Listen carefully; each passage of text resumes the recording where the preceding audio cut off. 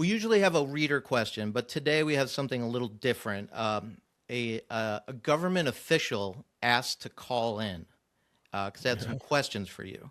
So I'm going to dial them right now, and then we'll hold up the phone, and then we'll see what happens. Okay, we've got the government official on the line. So I'm going to hold it up to the camera now, and you are on with the mayor of Flavortown. I just put some rings Yeah. on. I figured if this is happening, I got to be in on this. All right, wild man. Danny Palomino here. That you don't know his real stage name, but this interview is going on, and I know it's probably playing pretty straight-laced, so I thought I would jump in and come at you with some hard-hitting questions I need you to quickly respond to. All right, Bert, if you could tickle anyone, who would it be? Tickle? Shaquille O'Neal. Okay. Second question. What is your stripper name?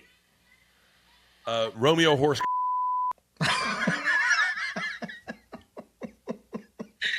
Okay. If you had to tattoo a human body part on your neck, what would it be? A thicker neck. What? A thicker neck.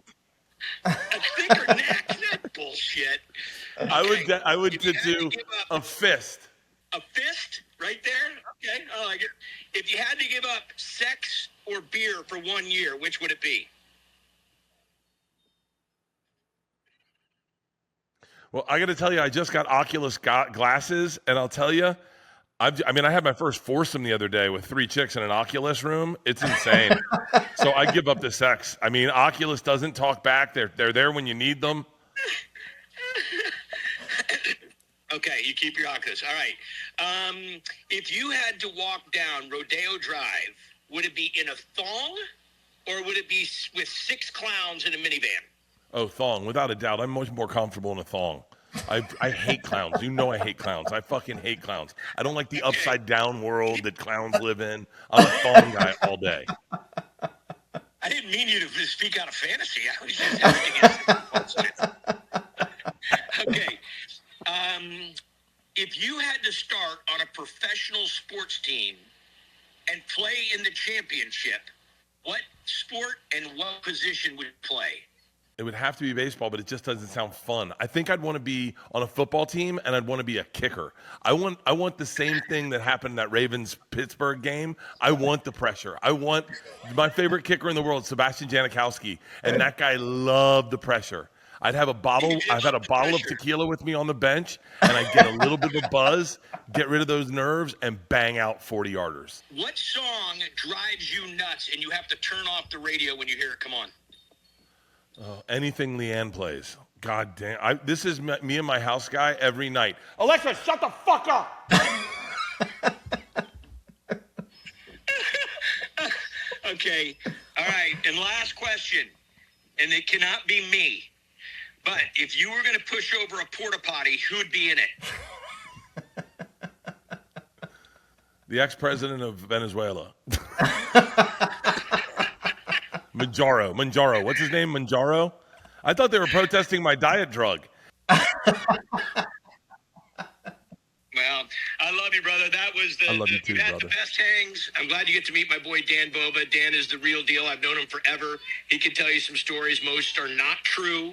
But yes, I did tackle him on the red carpet, and I did tear his sleeve off his jacket at my house for dinner. But other than that, I love you, guy. I love you, brother. Thank you, man. you're the best. All right, Bova. Love you, dude. Palomino, that guy is a handful, man. Good. All right. Thanks, dude. See you guys. All right. Well, there was He is the best. That's like one of my, it's like you meet celebrities. I was a fan of Guys for a very long time because I was at Travel Channel when he was at Food Network, and I would watch him work a room, and then to become friends with him is kind of mind blowing. What's mind blowing is like to get a FaceTime from him on a Sunday afternoon, and not be like the typical like, oh shit, I don't want to have to. You can just answer it and go, what's up, and just talk to him. I fucking love that man. So Well, that leads me to, I mean, you obviously have a lot of fans, some more prominent than others. But what are the rules of fan behavior that you would love to put out there? Because I know you've got this upcoming Fully Loaded at Sea where you're going to be on a boat with a bunch of your fans. Like, what are the rules? There's no rules. Here's the deal: is I've always been very honest about this, and this isn't a popular take from, I guess, if you call me a celebrity, is I'm a fan and I geek out and I misbehave and I talk, I get nervous and I say stupid things in front of celebrities. I've done it to Chris Robinson. I've done it to Sammy Hagar. I've done it to a bunch of people where you get excited and you aren't, you're out of yourself and you say you regret things. And that's the part of the fun of meeting a celebrity, is getting up the next morning going, what did I fucking say?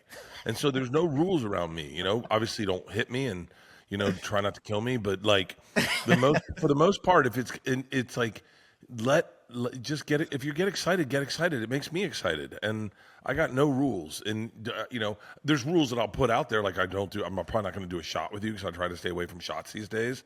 Don't ask my daughters to take a picture of us. They're going to fucking not do it. They're going to take a picture of themselves.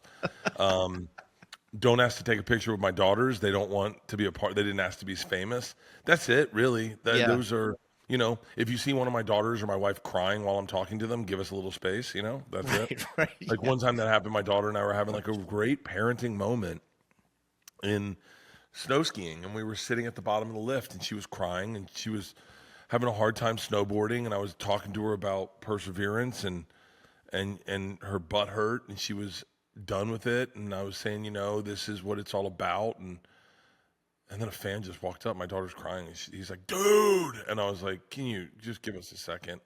And then, my daughter's like, I just sometimes want you just to be my dad, and that's it. And you're like, but also, I'm not angry if you don't recognize the social cues, because I haven't recognized social cues at times. That's part of the fun of this whole celebrity thing. And when you meet someone who's a dick, like I heard this story about Barry Bonds where someone went up and was like, dude, you're my favorite player. And he goes, you call me dude one more time, I'll knock you the fuck out. Yeah, that's great. You just got a great Barry Bonds story. That's how it fucking works. That's how it fucking works. You got a Barry Bonds story I'll never forget. So yeah, that's the fucking, I was sitting, Tom and I were having lunch one day and a fan sat down next to us. He's like, holy fucking shit. He was like, I'm sitting, he goes, I know you guys are friends, but I've never seen it. And Tom goes, hey, can you leave us the fuck alone? And the guy's like, wow. And I go, yeah, man, that's your interaction. I hope you got a good story. That's how it works.